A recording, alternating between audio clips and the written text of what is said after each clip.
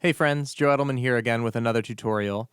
You guys have been requesting more instructional type content like this, which is great because I really do enjoy making it. Before I get into things, just a quick reminder that if you love Radiohead and you're interested in seeing me and my friends from Burn Holiday perform some In Rainbows and OK Computer covers, we'll be performing at the Lily Pad in Inman Square in Cambridge, Massachusetts on Saturday, February 22nd. The event details are in the description for this video. We would love to see you there. It's going to be a really fun night. My idea for this series is not meant to be a strict top-to-bottom tutorial of any individual Radiohead song, but instead a distillation of some of the key techniques of each Radiohead guitarist, which in my mind is a better path towards a how to play like as opposed to a simply how to play. That being said, I'll include as many specific tabbed examples of songs as I go in this video as I can, and, I'm not ruling out the possibility in the future of doing deeper dives into select songs. So this will be my first installation in the How to Sound Like Jonny Greenwood series, or arguably the second if you count my Jonny Greenwood delay pedal tricks video.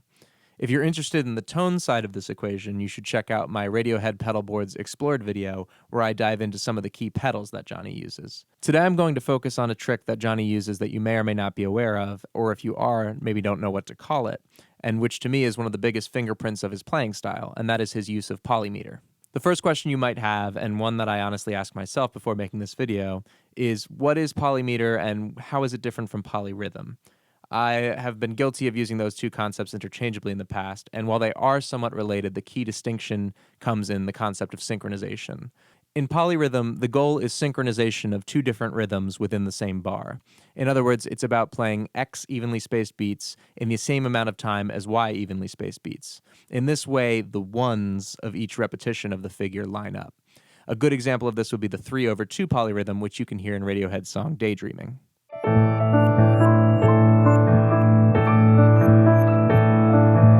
In contrast, polymeter is about the intentional desynchronization of two different meters across several bars. Occasionally, the ones of each figure will line up, but that funky juxtaposition and interplay in between is really where the magic happens. A related but not identical technique called phasing, when two equally metered phrases are allowed to drift in and out of sync with one another, was made famous by minimalist composer Steve Reich in pieces like Clapping Music. Jonny Greenwood has covered Reich's electric counterpoint, and he's made heavy use of the phasing technique in his compositions like Convergence and Loop. The 5/8/4/4 polymeter is one of Jonny's favorites. In it, he plays phrases that repeat every 5/8 notes, while the rest of the band, and specifically Phil on drums, play in a more traditional 4/4 space. You can hear examples of the 5/8/4/4 polyrhythm in songs like Let Down, Weird Fishes, The End of Full Stop, and These Are My Twisted Words. Polymeters like this are often still notated or transcribed in a common time signature, in this case 4/4. So it can be confusing to get a feel for Jonny's rhythms by just looking at it on paper. Now let's dive into each example.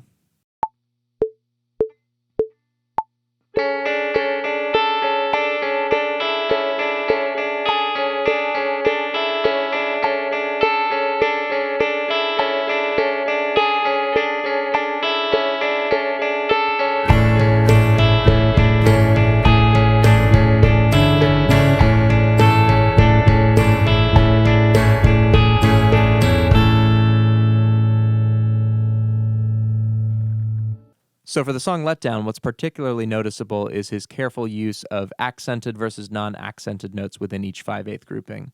He chooses to really let ring the fifth note of each repetition and uses the first four notes as sort of more pedal notes to keep a steady rhythm and provide a harmonic bed for the rest of the arrangement.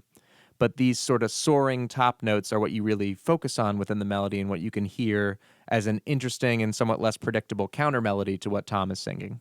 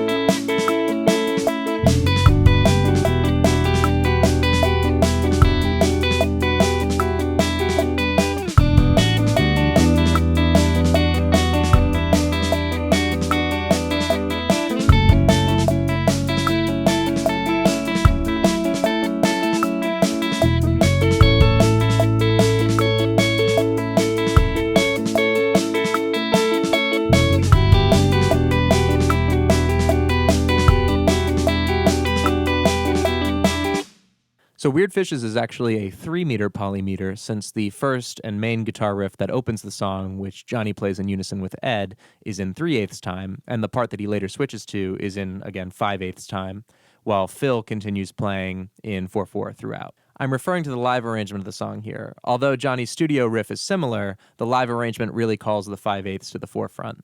And again, he plays around with accenting, and he changes chords starting on different points of the arpeggio to create complex textures and interesting variations.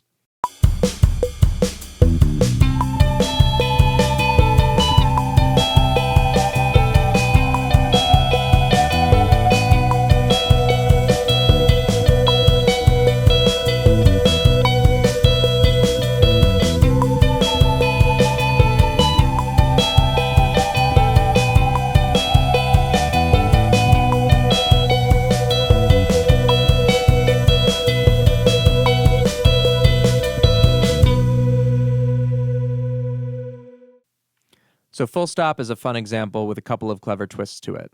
For one, the meter that Jonny is playing against with his 5/8 time is not 4/4, but the more non-traditional 6/4. Secondly, instead of playing 5 individually articulated eighth notes in each repetition of the phrase, he ties together 2 pairs of them, essentially creating 2 quarter notes that again occupy the same amount of time, but have a more angular and exaggerated quality to them. He also switches back and forth into and out of a figure that's in a more standard 6/4 space as well.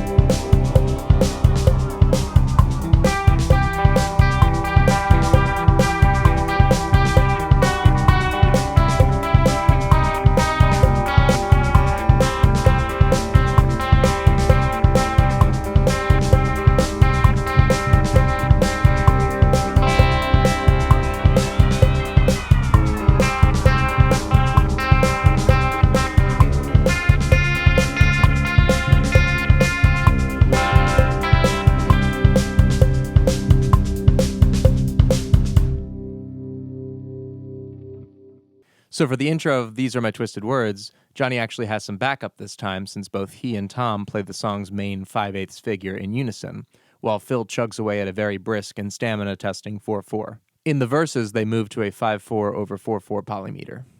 One question I often get asked is, how do I get better at playing polymetric riffs like Weird Fishes or others along with the rest of a band?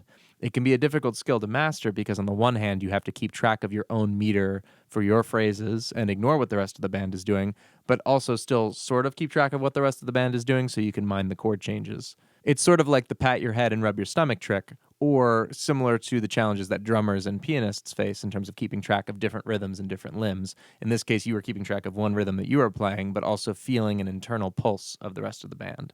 I have a couple of tips that have helped me and hopefully will help you as well. The first and most obvious one, go slowly at first, and then obviously build up speed gradually over time. The second is tap your foot along to the 4/4 rhythm. Third, while songs like Let Down are picked traditionally, Jonny uses his fingers to pick the Weird Fishes arpeggio. So assigning fingers to strings, similar to a classical finger picker, can help better establish a muscle memory and regularity to the pattern. Similarly, dividing the figure even further into a 1-2-1-2-3 can also help the beat feel a little bit more regular.